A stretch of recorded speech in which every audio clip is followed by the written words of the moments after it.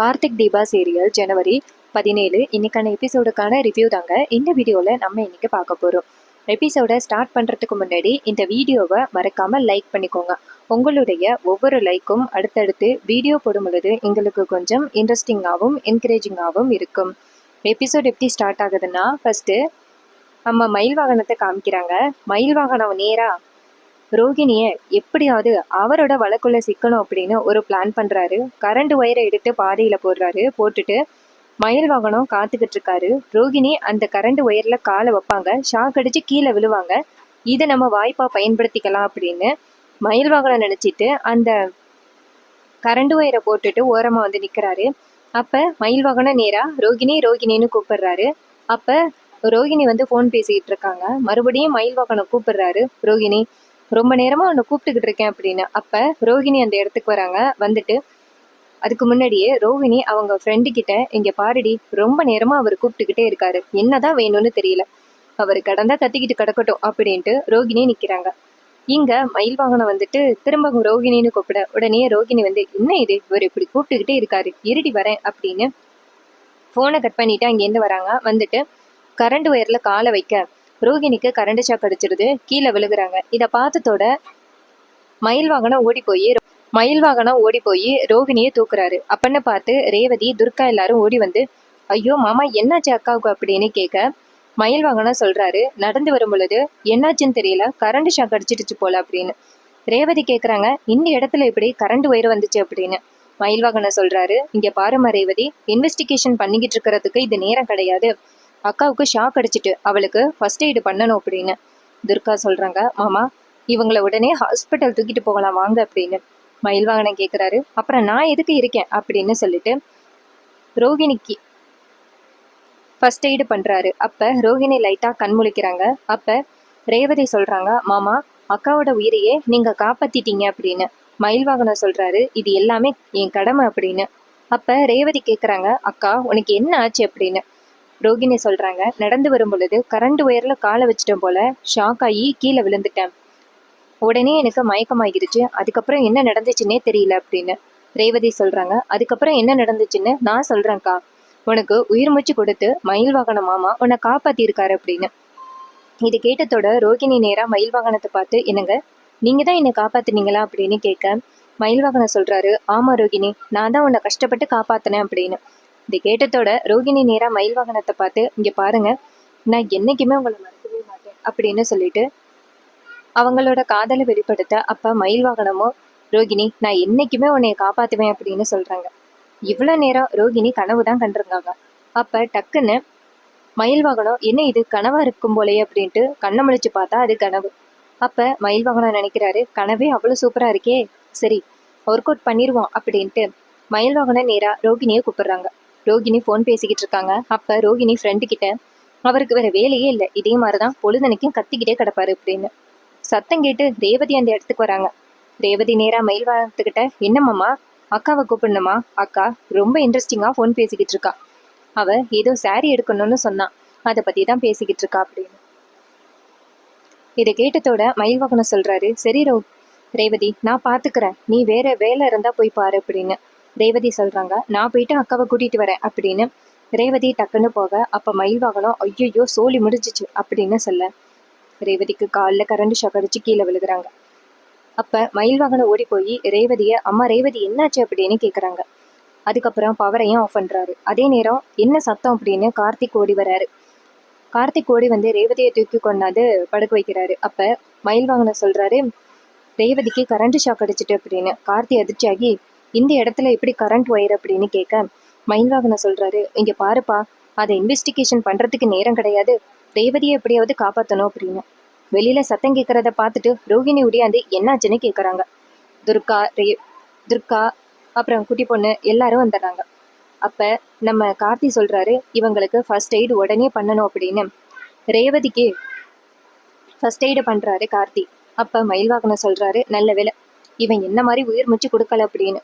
அப்ப அதே இடத்துக்கு சந்திரா, சாமுண்டீஸ்வரி ஓடி வராங்க. சாமுண்டீஸ்வரி நேரா கார்த்தியை பார்த்து, டிரைவருக்கு என்னாச்சு என் பொண்ணுக்கு அப்படின்னு சொல்ல, மயில் வாகனம் சொல்றாரு, அத்தை உங்க பொண்ணுக்கு கரண்ட் ஷாக் அடிச்சுட்டு கீழே விழுந்துட்டாங்க, டிரைவர் பையன் தான் ஃபர்ஸ்ட் எய்டு பண்றான் அப்படின்னு. சந்திரா சொல்றாங்க, அக்கா என்னக்கா இது அநியாயமா இருக்கு, இதெல்லாம் பாக்குற மாதிரியா இருக்கு, இதெல்லாம் கேவலமா இல்லையா அப்படின்னு. அப்ப கார்த்தி சொல்றாரு, இங்க பாருங்க, இவங்களுக்கு உடனே ஃபர்ஸ்ட் எய்டு பண்ணலைன்னா இவங்கள உயிருக்கு ஆபத்தாகிரும் அப்படின்னு. அப்ப ரேவதி லைட்டா கண் முழிக்கிறாங்க, மூச்சு வந்து. இதை பார்த்ததோட சாமுண்டீஸ்வரி ரேவதியை தூக்குறாங்க. அதே நேரத்துல அந்த இடத்துக்கு மாயாவும் மகேஷும் வந்து கார்த்தி ரேவதிக்கு ஃபர்ஸ்ட் எய்டு பண்றதை பார்த்துட்டு செம்ம டென்ஷன் ஆகுறாங்க. மகேஷ் கோவமா ஒரு கேள்வி கேட்க போக மாயா டக்குன்னு மகேஷை கண்ட்ரோல் பண்ணாங்க. ஒரு நிமிஷம் பொறுங்க, நீ கோவப்பட்டு பேசினீன்னா கண்டிப்பா சாமுண்டீஸ்வரி நீ எப்படிப்பட்ட ஆள் எப்படிங்கிறத கண்டுபிடிச்சிருவா, அதனால தயவு செஞ்சு கோவப்படாம இரு அப்படின்னு. இது கேட்டதோட மகேஷும் நீ சொல்றதும் சரிதான் மாயா அப்படின்னு சொல்ல. அப்ப சந்திரா சொல்றாங்க, அக்கா இதெல்லாம் ரொம்ப ஓவர், எனக்கு என்னமோ இது பிளான் பண்ணி பண்ண மாதிரி தெரியுது அப்படின்னு. அப்ப ரேவதி கண்முழிக்க. அப்ப சாமுண்டீஸ்வரி ரேவதியை பார்த்து, ரேவதி என்ன ஆச்சு அப்படின்னு கேட்க. அப்ப ரேவதி சொல்றாங்க, அம்மா நான் நடந்து வரும் பொழுது என் காலில் கரண்ட் ஷாக் அடிச்சுட்டு கீழே விழுந்துட்டேன், நல்ல வேளை என்னை காப்பாத்திட்டாங்க அப்படின்னு. அப்ப சந்திரா சொல்றாங்க, அக்கா எப்படி இந்த கரண்ட் ஒயரு தானா கீழே கிடக்கும், எனக்கு என்னமோ இது எல்லாமே திட்டம் மாதிரி தெரியுது, இந்த டிரைவர் அன்னைக்கு நிச்சயதார்த்தத்துல எப்படி உங்களை ஏமாத்த பார்த்தானோ அதே மாதிரி தான் இப்பயும் ட்ரை பண்ணியிருக்கான் அப்படின்னு. அப்ப கார்த்தி சொல்றாரு, இங்க பாருங்க, நான் யாரா இருந்தாலும் இந்த இடத்துல உதவி பண்ணியிருப்பேன், ஒருவேளை உங்களுக்கு கூட இந்த மாதிரி ஆகியிருந்தா உங்களுக்கும் இதே மாதிரி தான் உதவி பண்ணியிருப்பேன் அப்படின்னு.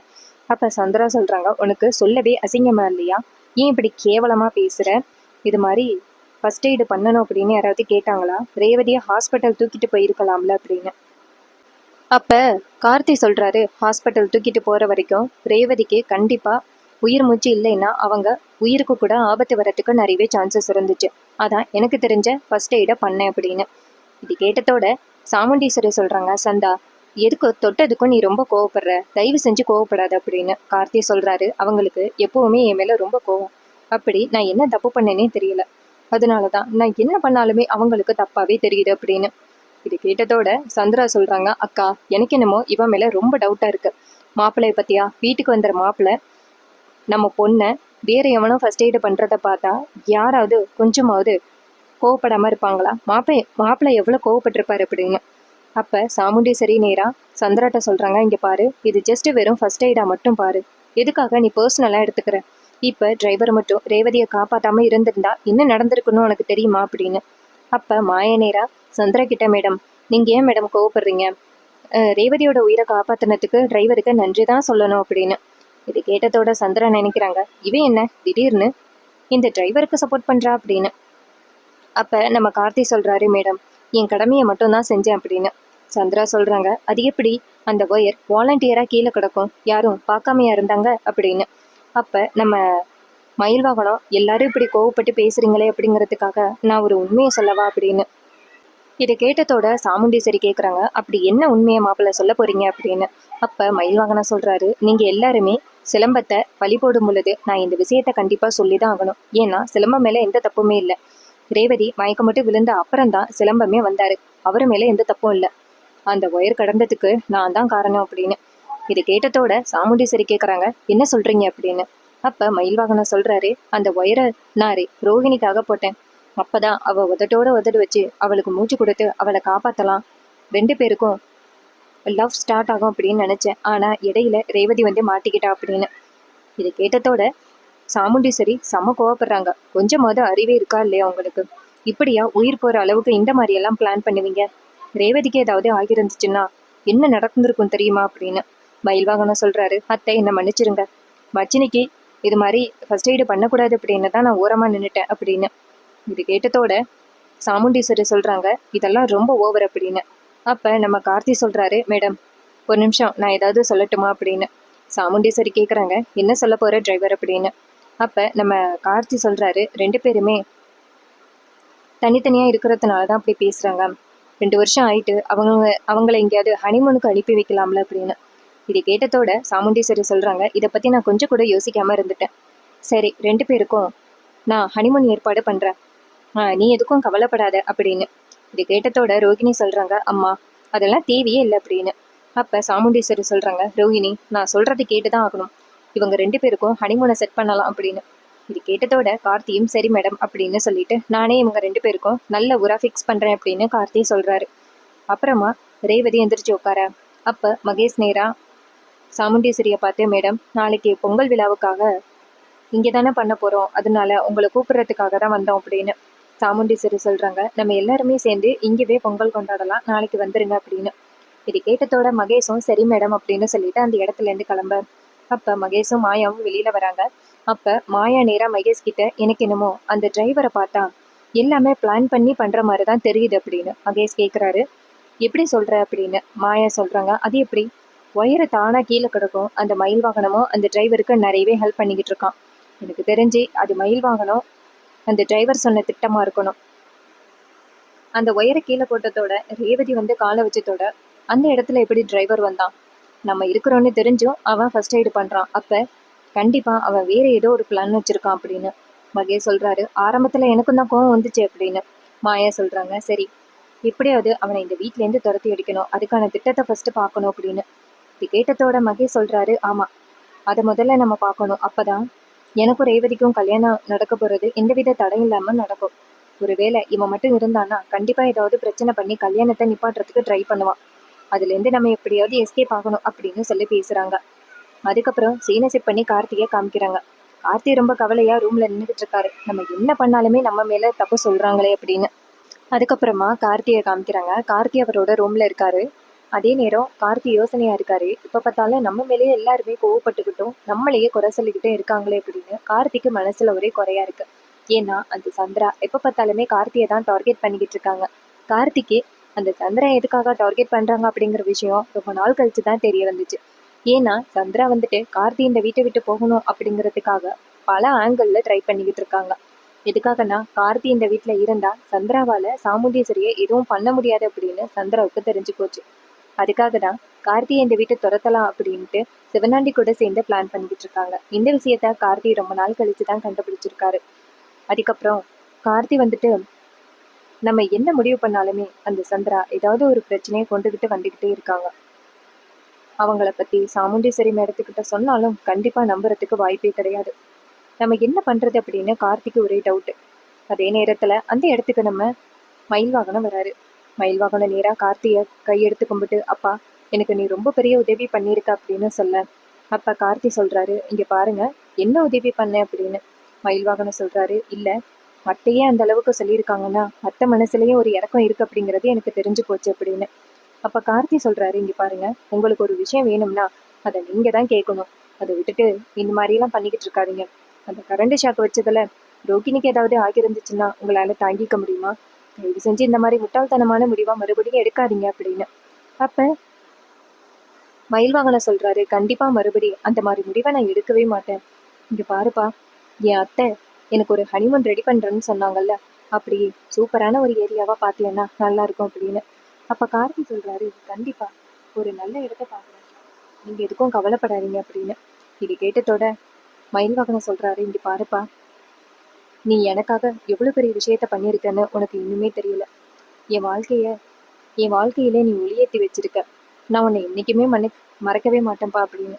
இது கேட்டுட்டு கார்த்தி சொல்கிறாரு, சரி சரி போதும் அப்படின்னு. மயில் வாகனம் சொல்கிறாரு, இங்கே பாருப்பா, இது உனக்கு சாதாரண விஷயமா இருக்கலாம், ஆனால் எனக்கு இது எவ்வளோ பெரிய விஷயம் தெரியுமா அப்படின்னு. இது கேட்டதோட கார்த்தியும் சரி சரி கிளம்புங்க அப்படின்னு சொல்ல மயில் வாகனம் அந்த இடத்துலேருந்து போகிறாரு.